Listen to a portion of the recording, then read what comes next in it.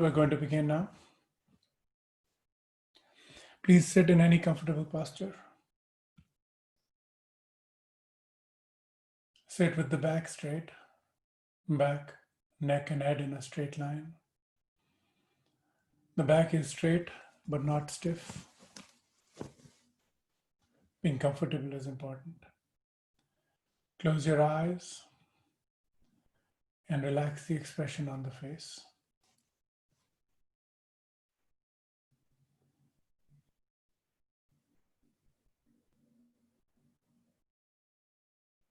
Relax your shoulders. Relax your belly.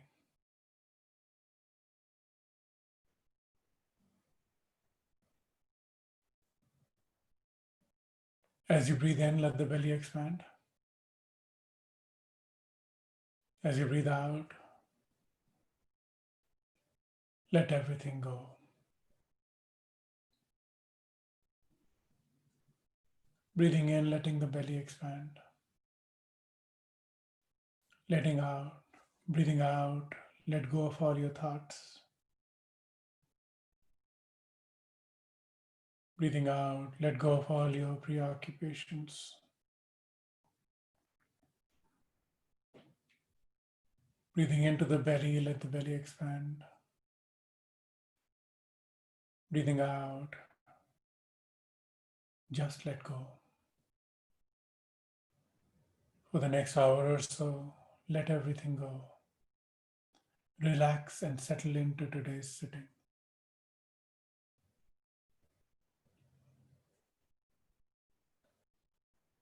Bring your palms together at the heart center. Press your palms together gently. Press your fingers together gently. Gently touch the back of the thumbs into the chest. Bring your attention to the hollow space between the palms.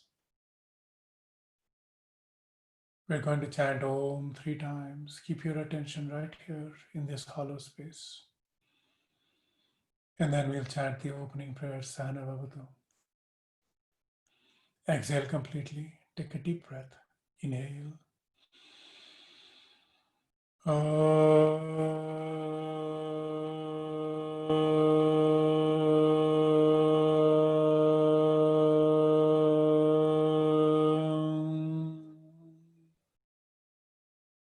Inhale.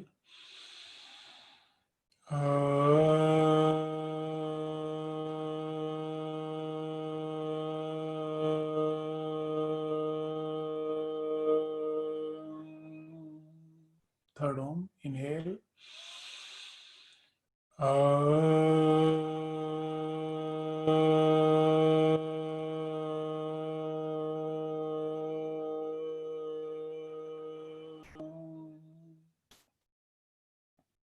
Inhale and chant. Sahana bhavatu, sahanau bhunaktu, sahaviryam karavavahai, tejasvinavadhitamastu ma vidvishavahai. Om Shanti Shanti Shanti. Take your arms behind you, grab your right wrist with your left hand and breathing in, stretch.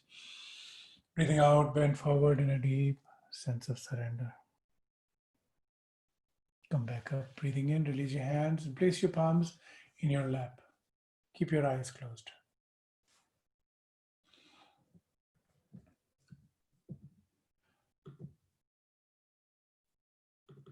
On the weekends this month, we're going to be doing meditation and a talk to just bring in a more deeper, richer connection to the self. The subject of today's talk is the practice of now, meditation for professionals. And I've taught this course as well in in meditation classes, and I've written extensively about this topic. We're going to begin with simple observation. Your eyes are still closed. Patanjali, in his very famous and well-known Yoga Sutra, begins and essentially summarizes his entire text in just the first two words. Atha Yoganushasanam. And now, therefore, the practice of yoga must begin. And now, therefore, Atha. And so today's first observation is simply on Atha, the practice of now. Now, Atha is an auspicious word and it has the same status as Om. And it means now, but this one word contains the entirety of existence. Because now is a culmination of all the preparation that we've had before. All those billions of years of stardust forming into planets, into life, into everything else, leading up to now, this moment, from the Big Bang to now, everything that has happened. The stars, the supernovae, the stardust, the primordial soup, the monkeys, apes, humans, agriculture, language, internet, artificial intelligence, everything had to happen in order for us to be here in the now, in this very moment. And so every path to the future passes through now as well. There's nothing that is possible in the future that doesn't lead from this very moment in the now. And so this wheel of time, it passes quickly. It touches the ground at any point very briefly. It just keeps rotating, but just this very moment, it touches the ground and then it's gone again. Now was here and now it's gone. Another now, and then moving. Another, no stops, no kinks, it just keeps moving. Now, for the first few minutes, I'd like you to just pay attention to the now. Pay attention to what's happening right this moment. It's going to be difficult because our mind is fickle. Our mind is filled with thoughts. Our mind is filled with preoccupations. And our mind, because of the way we live our lives in the modern world, it's designed to prevent our engagement with the now. Our mind is going to be filled with thoughts, distractions, diversions, uh, concerns about the future, worries about where things are going. Everything that the mind can throw at us, it will throw at us. All I ask you to do in the next few minutes is just observe. Observe the traffic. Not far from where I live here in the Bay Area, there's a place on top of a mountain. I've sat there a few times. It's on the top of a plateau, really, on top of a mountain. It overlooks the freeway. And you can sit there and observe this river of traffic that's passing by. And so we're going to be the watchers on the hill ourselves, sitting on top of this hill, observing the traffic. So now, if your eyes are not closed, please close them. And I'd like you to just draw your attention to your mind space.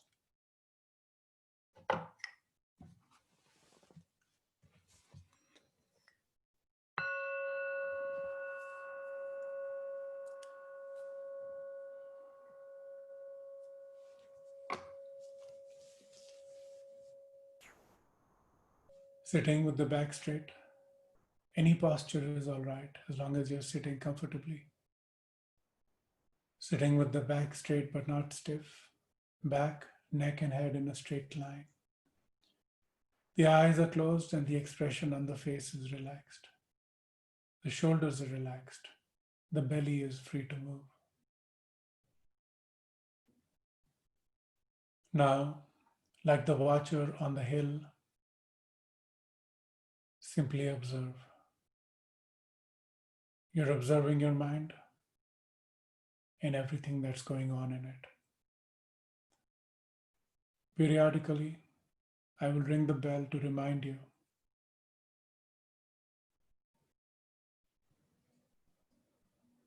As you observe your thoughts, try not to engage with them. You're sitting on top of the hill, watching. Observe your thoughts.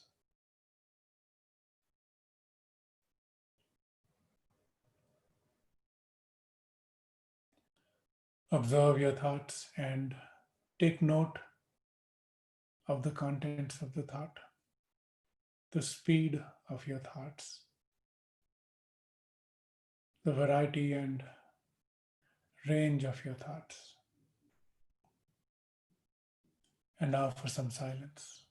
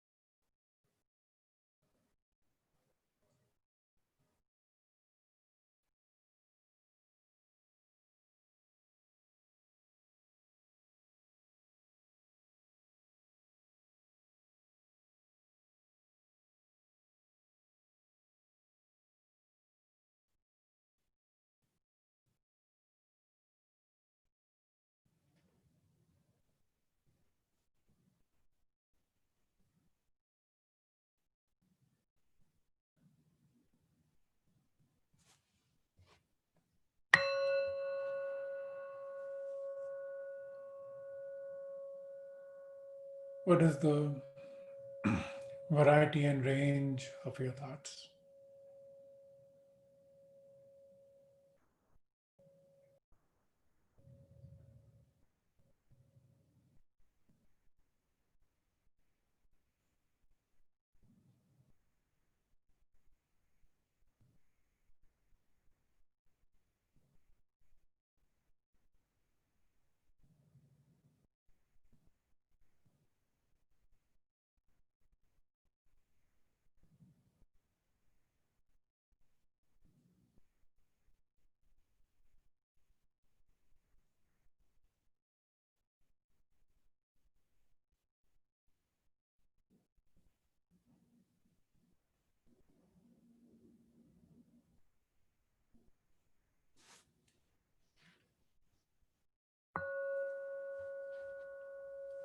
What is the speed of your thoughts? Are your thoughts speeding around, swirling, swishing around in your mind?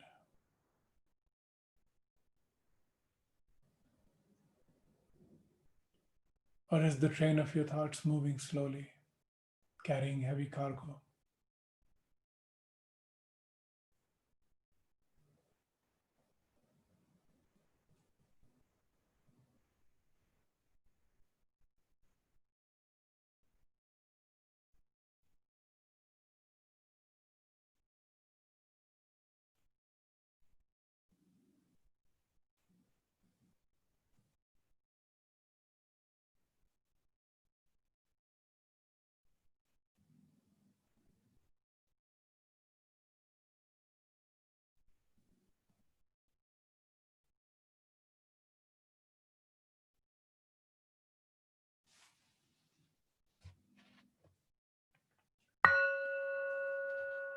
How quickly does one thought fade and another one take over its place?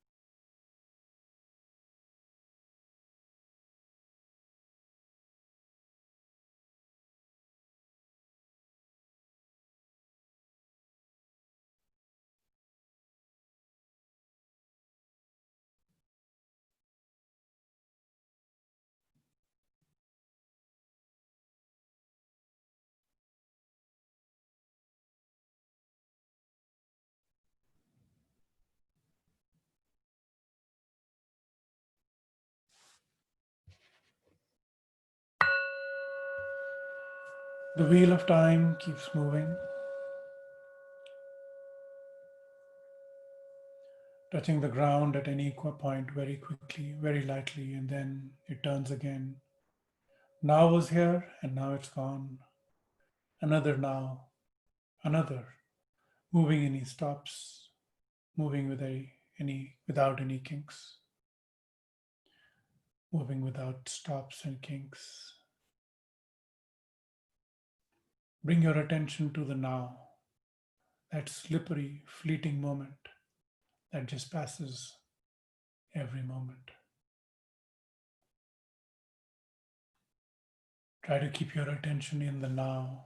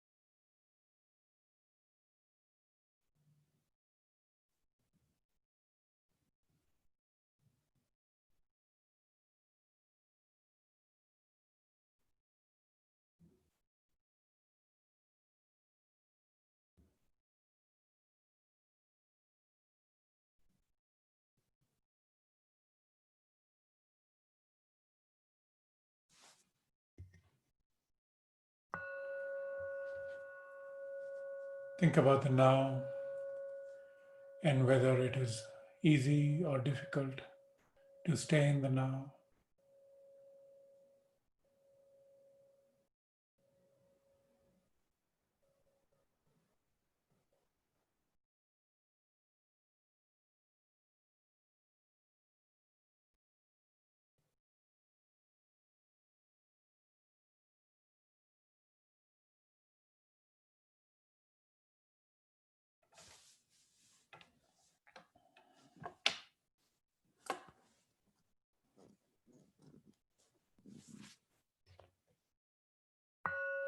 Relax.